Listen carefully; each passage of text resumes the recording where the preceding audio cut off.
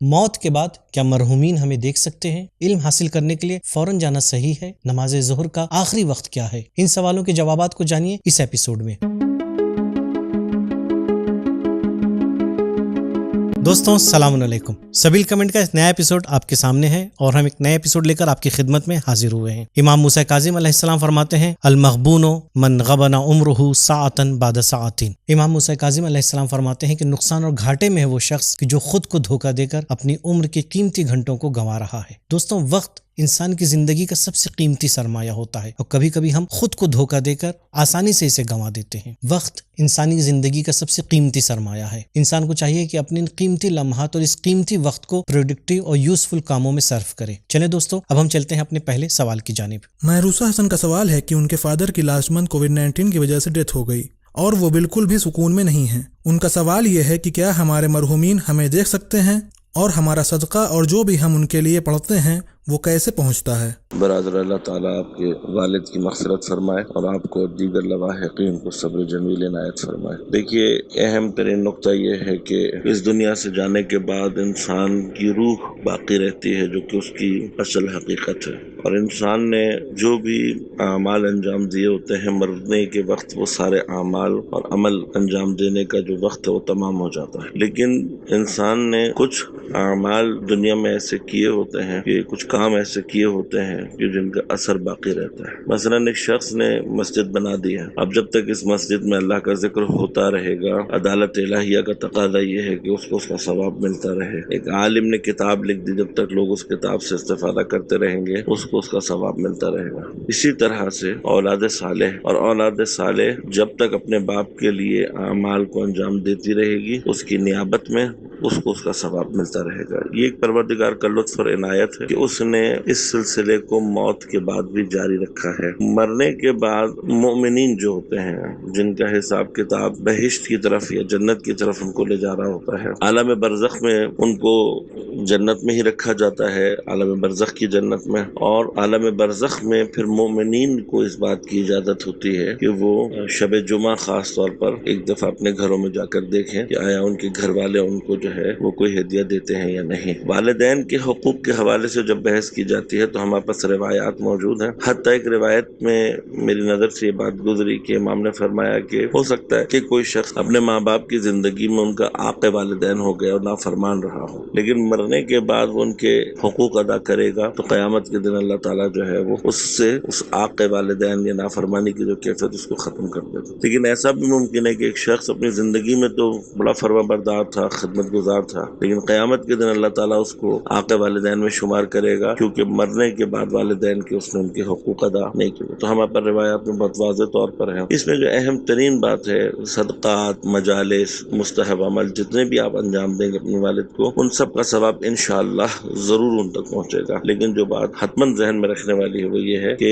سب سے زیادہ ضروری ہے کہ پہلے ان کے واجبات کو ادا کریں اور واجبات کو ادا کرنے کے بعد مستحبات ادا کریں، کیونکہ جب تک واجبات کا حساب کتاب کلیئر نہیں ہوگا مستحبات کا ثواب مرحوم تک نہیں پہنچے۔ نماز ظہر کا آخری وقت کیا ہے؟ کس وقت تک پڑھی جا سکتی ہے؟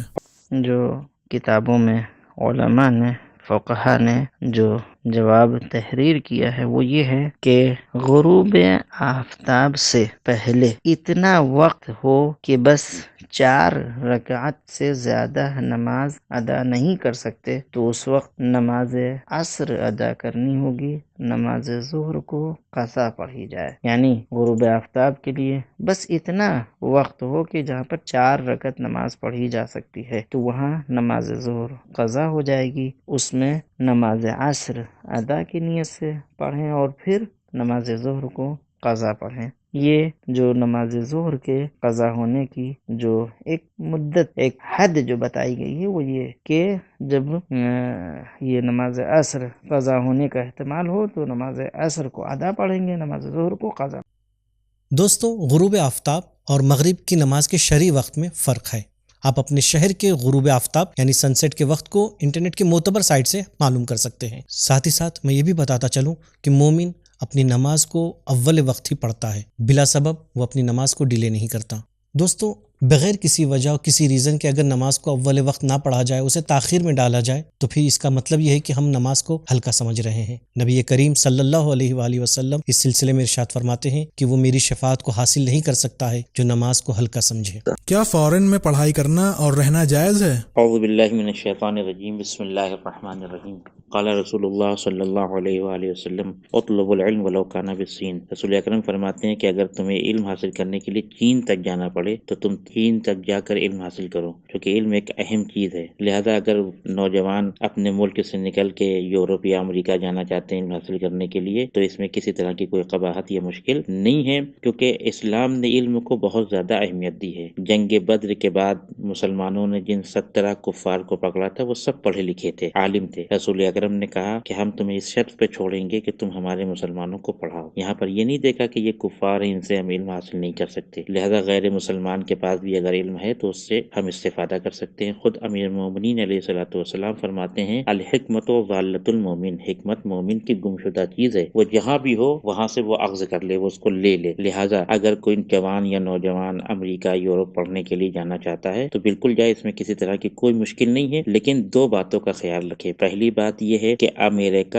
اور یورپ جا کر آپ کو علم حاصل کرنا ہے، وہاں کے کلچر کو اڈاپٹ نہیں کرنا ہے۔ آپ کا کلچر اور آپ کی تہذیب اسلامی تہذیب اور اسلامی کلچر ہونا چاہیے۔ اور دوسری اور اہم بات یہ ہے کہ امریکہ اور یورپ یا دنیا کے دوسرے ممالک میں جانے کے بعد آپ کا دین سالم رہے، محفوظ رہے۔ اگر دین کو خطرہ ہو گیا تو پھر ایسے علم کے حاصل کرنے کا کوئی فائدہ نہیں ہے۔ لہذا جائے، نوجوان جائیں، علم حاصل کریں، لیکن دین کے سائے میں ہونا چاہیے۔ اپنا دین محفوظ رہے، اپنا اسلامی کلچر محفوظ رہے، اپنی تہذیب محفوظ رہے، تو اس طرح کے سفر کرنے میں کسی طرح کی کوئی مشکل نہیں ہے۔ علم ایک قدرت ہے۔ امام علی علیہ السلام کسی قوم یا کسی فرد کے لیے علم کیوں ضروری ہے، اس کی اہمیت کو اجاگر کرتے ہوئے ارشاد فرماتے ہیں العلم سلطان من وجدہ سال بہ ومن لم یجدہ سیل علیہ، یعنی علم ایک قدرت ہے، ایک طاقت ہے۔ جس کے پاس علم ہوتا ہے تو وہ لوگوں پر حاوی و مسلط ہوتا ہے، لیکن جس کے پاس علم نہیں ہوتا تو دوسرے اس کے اوپر مسلط ہو جاتے ہیں۔ علم کے سلسلے میں آپ ہماری اس کلپ کو ضرور دیکھیں اور اپنے دوستوں کے ساتھ بھی اسے شیئر کریں۔ تو دوستوں، یہ تھا ہمارا آج کا پروگرام۔ امید کرتے ہیں آپ کو یہ پروگرام پسند آیا ہوگا۔ اگلے ہفتے پھر آپ سے ملاقات ہوگی، تب تک کے لیے اجازت دیجیے۔ خدا حافظ، شکریہ۔